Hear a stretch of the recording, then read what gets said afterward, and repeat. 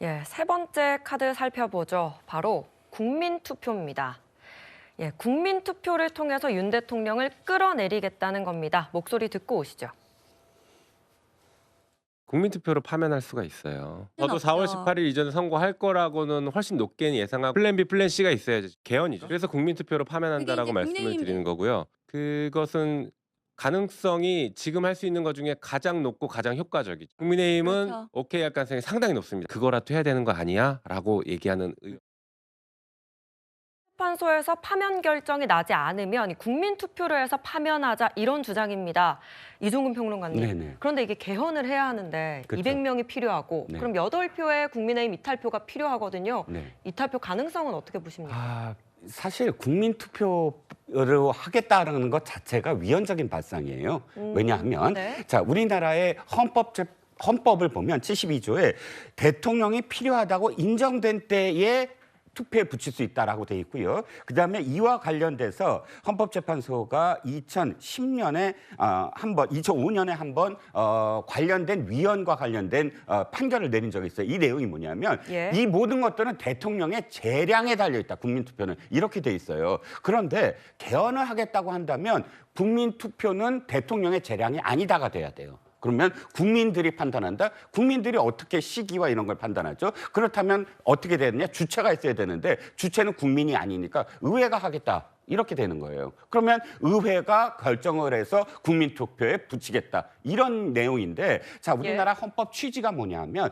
우리나라는 독일의 대륙법의 취지를 갖고 왔기 때문에 대통령의 어떤 권한이라든지 이런 것들을 굉장히 강화시켰어요. 그런데 만약에 의회가 마음껏 국민투표에 붙여서 이렇게 그 과반만 넘기면 된다. 그러니까 국민의 과반만 넘기면 된다 그러면 예. 국정은 운영되지 않을 겁니다. 국회가 자신들의 과반을 믿고 국민투표를 계속 발의해갖고 그러면 언제든지 5년 임기가 아니라 1년 만에 뭐 내릴 수 있다. 이런 식으로 되잖아요. 그러면 똑같이 그러면 국회 해상권도 국민투표에 붙이자 이런 얘기가 나올 겁니다. 그러면 양쪽 다 대혼란이 일어날 수밖에 없어요. 그래서 우리나라의 헌법상 72조에 대통령에게 재량권이 있다라고 만든 겁니다. 그 블랙홀로 지금 빠져들고 가져가겠다라는 내용이 다름 아니지요.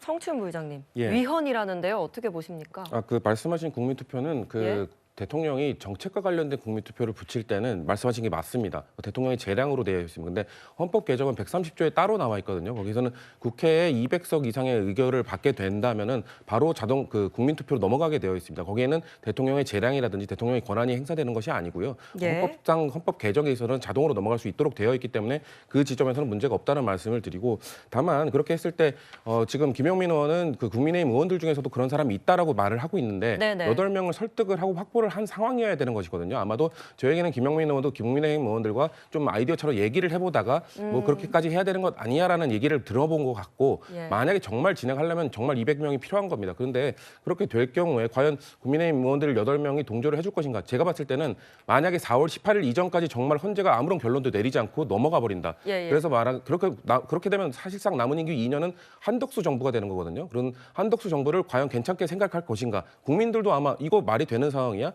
한덕수 권한대행이 헌법재판관 2명 임명 못할 겁니다. 마은혁 재판관도 임명 안 하고 있는 상황에서 갑자기 대통령 임명권 두 명을 행사하겠다고 할 수 있을까요? 국민들이 납득 못할 것이기 때문에 아마도 4월 18일이 넘기는 그런 불상사가 오게 될 경우에는 저렇게까지 해야 되는 거 아니야라는 얘기가 나왔다는 말씀을 드리고 그 이전에 저는 결론이 나길 바랍니다. 네. 이번에는 민주당의 또 다른 네 번째 카드, 지난달에 발의한 헌법재판관 임기 연장법입니다. 민주당에선 재판관 임기 연장 카드도 검토 중인데요. 민주당 목소리 듣고 오시죠.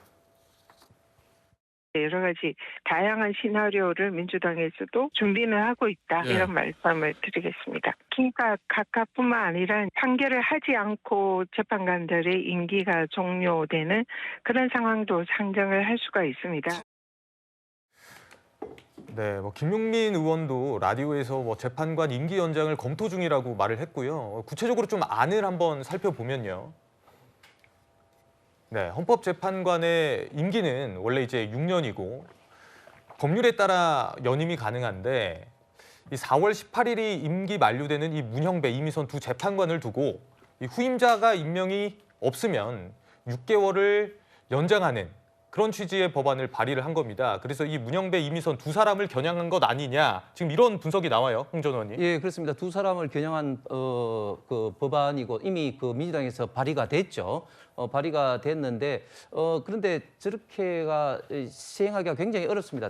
일단 제가 말씀드린 것처럼 일단은 저게 그 위헌의 소지가 굉장히 많이 있습니다. 왜냐하면 그 헌법재판관 임기가 6년이라는 게 헌법에 못이 박혀 있기 때문에 그렇죠. 그렇기 때문에 저희 국회가 통과한다 할지라도 거부권이 행사될 수밖에 없는 어떤 상황인데 그렇기 때문에 우리가 첫 번째 키워드에서 다루었듯이 민주당에서는 국무회의 자체를 마비시키기 위해서 줄탄핵을 해야 된다. 뭐 이런 어떤 거하고 같이 이제 연동이 되는 것입니다. 그렇다 할지라도 설사 국무회의가 열리지 않다 할지라도 그게 또 자동적으로 우원식 의장이 임명할 수 있는 것도 아닙니다. 임명을 예. 할 수가 없습니다. 임명권은 행정부에 있기 때문에 국가 원수에 있기 때문에 그렇다 할지라도 결국은 저 법이 발의가 돼가지고 그 거부권을 행사 못하게 국무회의를 마비시킨다 할지라도 임명은 결국은 행정부에서 해야 되기 때문에 민주당의 의도대로 할 수는 없다는 말씀을 다시 한번 드리고 또 조금 전에 국민투표 관련해서도 2004년도에 어떤 헌법재판소 그 결정 내가 있냐면은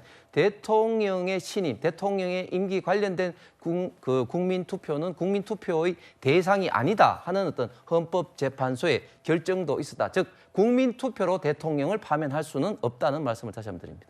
알겠습니다. 지금까지 헌재 선고가 늦춰지면서 이 민주당의 4가지 최후의 카드를 살펴봤습니다.